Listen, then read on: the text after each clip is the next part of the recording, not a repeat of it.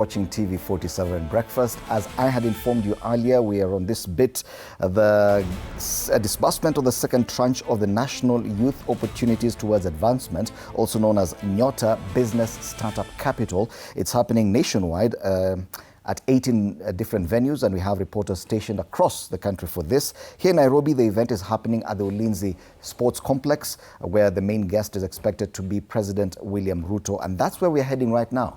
My colleague Ano Dida is about to speak to the woman representative Nairobi County, Esther Passaris, even as we anticipate the arrival of the head of state for that event. Let's go there. Thank you so much for staying with us. You're watching TV 47 Breakfast, and as we had hinted earlier, we are live at the Ulinzi Sports Complex, where the rollout of the second tranche of the Nyota business support funding will be happening right here. Remember, President William Ruto will be presiding over this particular event, and we'll be speaking to leaders and beneficiaries of this event just to hear what they have to say and what they think of this initiative. Has it helped them? Did their first rollout help them? And what they intend to do with the second rollout. Remember, they will be getting 25,000 Kenyan shillings, just as they had received when this project had was rolled out earlier this year. And this morning I have the Nairobi woman representative Esther Passaris joining us to speak to us about what she thinks this Nyota program will do, especially for the women of Nairobi. Thank you so much, Mheshimiwa, for making time for us. Yeah. Aren't you cold this morning? I mean, it is cold, but I have resilience. I guess it's my Muzungu blood. Yeah. Yeah. You see, there's a massive turnout right here at the Ulinzi Sports Complex. When you see, such enthusiasm from young Kenyans right here from Nairobi, what does that make you feel as Mama County? Yeah, for me, it's just not about Nairobi. It's Kenyans from across various counties. Yes. And about 12,500 Nairobians will benefit, both women, youth, and persons with disability.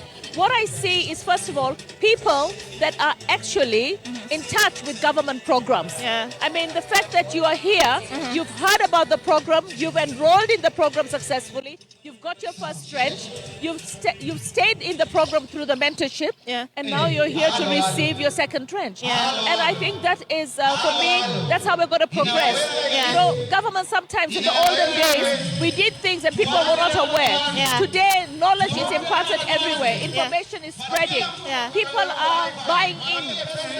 Nobody's listening to the noise, the political noise. People are actually buying into government programs to help break the cycle of poverty for themselves and their families. Yeah. So do you think perhaps this program will benefit the women just as much? Because, the women have been given a priority in this alongside persons with disabilities. So do you think this will level the playing ground for women in this country? I think the reason why we want to empower more women is because we have a crisis of single parenting.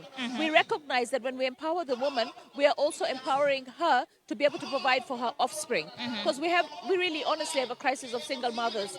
And once we empower her, we've also realized that when you give the woman empowerment, she's very serious because she has mouths to feed at home. Yeah. It's good for them, but we're not we're not leaving the boy child, we're not leaving the youth. Yeah. We're also encouraging them to to stand up and take their responsibility to be able to shape their lives. There came a time that there was a lot of hopelessness, and there still is a population out there that is still not seeing that, oh, I can qualify or I can make it. But we're trying to tap into everyone as government. We're recognizing where we have challenges. What do we have to do? To bring them out and to make them buy into all these programs. Yeah. I can see, Nairobians are excited to see you and they are happy. Well, but, when we talk about knowledge with regards to the Nyota empowerment program, do you think that it has reached the levels that it's supposed to reach in terms of just getting Kenyans know more about this particular program? Yeah, I mean the fact that, look at them, how they're walking in and how they are feeling excited. They are dancing. They're excited. Yeah. And everybody used to talk negatively about Ruto's government, that it makes promises, it doesn't deliver. Sometimes you can have delays because government is a hard machinery to move. Yeah. People that could have gone to court and, there could be other challenges. But for me, it's the fact that it's happening, the second trench is happening, the naysayers will be told, okay, enough is enough. It's happening. And it's happening in God's time. So for me, I feel that besides the mentorship, the capital, the training, all right, we need to also help them find access to markets, and also the other government program of putting up markets all over Nairobi is also going to give them space. And we're developing many other areas like agriculture. We're developing ICT hubs. Those are all opportunities for you to actually plug in and be self-employed. Instead of looking for a job, being a job seeker, you're actually now a job creator. I mean, some of the beneficiaries here tomorrow will be employing people. And some of them tomorrow will be expanding their business by plugging into other avenues. Like they can move from here to value addition from National Government Affirmative Action Fund. All right? They can move from here to added training. Yesterday I met a mechanic who said to me, he's in our driving program. We're doing a program with Kibit where we've taken 265 students for driving. Now those students, when they come for driving, one of them said, the mechanic said, I came here because I'm a very good mechanic. I don't have a license. I go and pick up customer cars. I'm always dodging policemen. When I saw this opportunity, I came so that I could legalize my driving. So for me, this in itself shows you that people are realizing that it's important to take control, take charge, to improve your life so that cash can be king in your life. So what do you say to people who often express skepticism, especially when such programs are rolled out? Because we've heard of cases where people think that this will just, end just as the other programs we've had, like KYEOP, for example. The media can play a very big role. The media has to interview beneficiaries. I think we've always had this tendency of thinking negative news sells, so let's just criticize the government. I mean, I saw recently Dangote is coming to Kenya to put the refinery. He chose us over another neighboring East African country.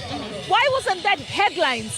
Why wasn't that celebrated? That took a lot of negotiations from our president and the Ministry of Energy, the CS, to make sure that that happens. So attracting such an investment is a plus. But we seem to be always eager to just rubbish the country. So the media houses have to understand that they're Kenyans, this is their country, and our successes should be celebrated. Negative news sells, but positive news empowers. When you speak positively about the programs of government, you empower the citizens who tomorrow might be mugging you because they had no opportunity because you didn't give it publicity. But if you shift them, they will be looking at you and coming into your shop and being a customer. So perhaps do you think that the markets are ready for this set of beneficiaries that we are sending out to the market? Are the county governments ready to receive them? For example, say it's 25,000 Kenyan shillings. They will be having 22,000 Kenyan shillings in their wallets to set up a particular business. Are the county governments ready for this big chunk of Kenyans being sent to the market? This has been a multi-sectorial integrated system. So everybody's got to buy in. We're here as leaders because we're all sold to the idea that Nyota is benefiting our citizens. When I see somebody who's gone through Nyota and they come back to me in their program and say they want value addition, she will get a priority because we want to take her higher. When they go to Uwezo or they go to a bank, the bank, they open bank accounts. The bank will see that this is a person who took 50,000 or 40,000 from the government and built this. How can we help further? I really believe it's holistic. We all have to come together. So, and as leaders on that point, time and time again, we've heard of cases where you give priority to people you know better. Such that, for example, when disbursing things like bursaries, for example. So how are you going to ensure fairness with something like Nyota? This one you had to apply online. Everybody took charge of their own destiny. You had to apply online. It was very transparent. There was no way to, we have this tendency of thinking that everything that we do in Kenya is corruption-driven, corruption-based. It's who you know. I see a lot of familiar faces because this is my county. But everybody is here because they went online, applied through the short code, and then got successfully chosen by algorithms set by the computer. So for me, it's not, let us, you are what you think about all day long. Yeah. I believe we are, in Ruto's government, we are fighting corruption in a different way. When you remember what Uhuru Kenyatta said, it was a big elephant to slay. So here, you're fighting corruption by making sure that you have such big programs where money will have to be spent to implement those programs. So where's the money to steal? I think that we need to change our mindset and understand government is working for the people. Our resources are limited. When you see the infrastructure, when you see the medical facilities, the classrooms, the markets, the houses, then you know that government is putting your tax money and whatever money it borrows towards the projects. So I want us to change our mindset. Yeah. Right? Kenya is progressively moving forward. We are going to get to a place where we align with those that were with us in 1960, right? In the future. The destiny is being set. Yeah. The pace is being improved. And the direction has been determined. The vision for Kenya is going to be delivered as entrenched in our national anthem. We're going to get there. Let us start being people who are positive. Let us start having positive thoughts, and let us be solution-oriented, not just highlighting problems. Yeah. If you highlight problems from morning till evening, how are you going to find solutions?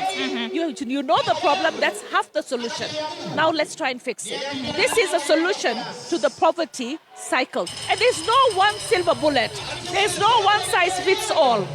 After this, we have to look for how do we open markets? How do we improve quality? Right. How do we create more opportunity in terms of added funding? It doesn't end here. Mentorship is so important. Yeah. And then they have YouTube. Spend your time on YouTube and learn. You can there are universities that offer courses like Ellisons.com offers courses and they don't charge.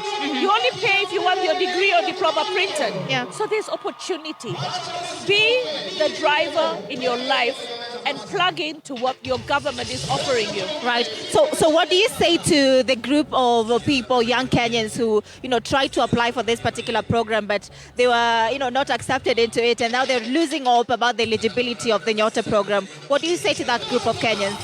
I think the thing is it had a limited amount because it had limited funds. Yeah. But because of the success of this program, I'm sure there'll be another run. So just keep your eyes and ears on the screen. Follow the president. Look at what he's announcing. Follow your MP. Follow your senator. Yeah. Follow, your governor. There are many government programs. Plug in. Yeah. Plug in. Don't waste your time on YouTube fighting a war that is not yours. Let the opposition deal with their issues. Right now, we are not in an election month. We're not in an election period. That's next year. Right now, focus on how are you going to improve your life today, tomorrow, over the next 1 year. Right. And then we come to elections, we vote, and then we move on. Kenya has to be bigger than any political agenda. It has to be about the people and prosperity. That's it. And now that you are responding to, the Kenyans aged between 19 to 29 years who are the people who will benefit from this the most. But speak to people who are maybe 30 years and above who are going to also facing the hard economic times, but would have hoped to get something from that Nyota program, but they're not eligible for this program. This was because of the bulging youth population. Yeah. We focus on the youth, but there are many other programs that we're working with. The CHPs, we're working to empower CHPs. They are all in that age group. Widows are all in that age group.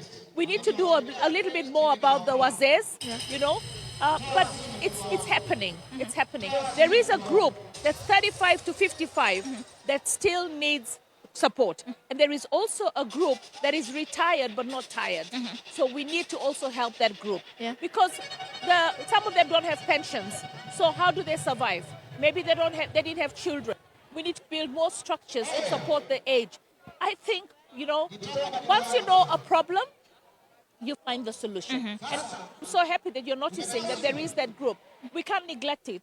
As Kenya, we're signatories to the SDGs. We leave no one behind. they are so organized. I mean, the widows are so organized. We're going to pass a law through Otiende Omolo on the widows. The president, we celebrated Widows Day. We had 10,000 widows at Uhuru Park. The president has already pledged he's going to meet them and see how we can empower them. The Special Programs Ministry gave them food and mattresses. So we're getting there. We're supporting. Yeah. This is what I want to see in the headlines. This is what I want to see in the headlines. So what do you expect to see today ahead of this particular rollout?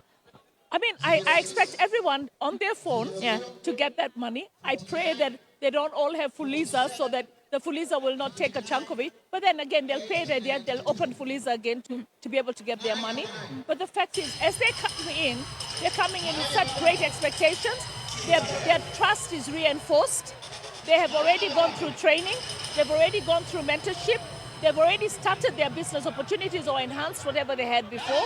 And on top of it, now it's to find a market stall or a place in a market stall so that they can now advance their business. Because we want to move people from the streets. Yeah. We want people to have dignity. I think the one thing that the president has is dignity, and that is very much aligned to Raila Amolo Odinga's vision for Kenya. He wanted everyone to be dignified.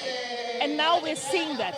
You know, they're coming here, we're waiting for them, and we're ready with money for them. Yeah. That's beautiful. All right, and in the past, we used to have cash transfers, and we used to have all that money that was going to the people. It wasn't as transparent. We're learning, we're improving. Yeah. Today, I think this money is actually going to the people because they're here with their phones, they receive it in real time. All right. Technology is helping us. Thank you so much, Mheshimiwa, for making time for us. We do appreciate you for your time, and we hope that you have a wonderful time today Let's go right mingle here. with my people. All right. That is the Nairobi woman representative, Esther Passaris, speaking to us ahead of the rollout of the second tranche of the GOtv business support funding, which is taking place right here at the Ulinzi Sports Complex. Stay right here. We'll be back with our second guest.